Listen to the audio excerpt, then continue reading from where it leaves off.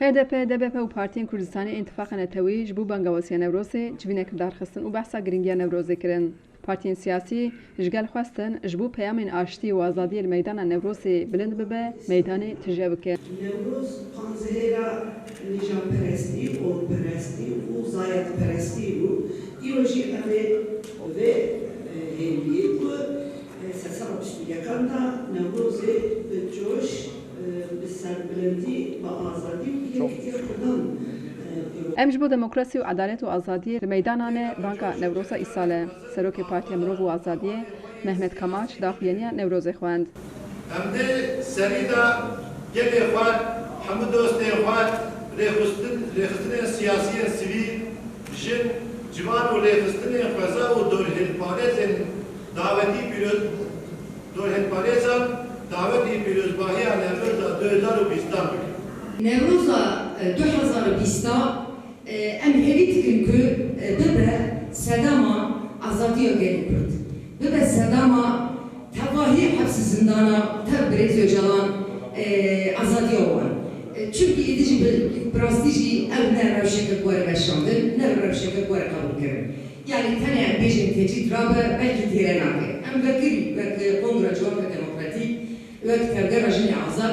Em vekil bejin edi gene statü gene kurt kuare daim jbu edici se müzakere kuare kere o jbu edici Nevruz ya 2020 gene ki mühime. افسروک HDP پروین بولدان دگوتر خدا بحث نوروز 2013 ان کرد و نامین عبدالله اوجالان بیرخص کلور اوجالان جبوی چاره سریع پرسکریکا کرد و روستان شهر بانگوازی کرد. پروین بولدان ifade کرد جبر که حکومت نامه و بانگوازین اوجالان پیشگاه کرد پروسه چاره سریع خود کرد جوی روزیورده گلک خوین رژیا و روشا ترکیه و سوریه خرابتر بو. و گفت برز اوجالان جبوی چاره سریع هیچی لسر همان حسریه دوی کرد و ترک دوی چاوی و بهوی آشتی نوروز بنرن.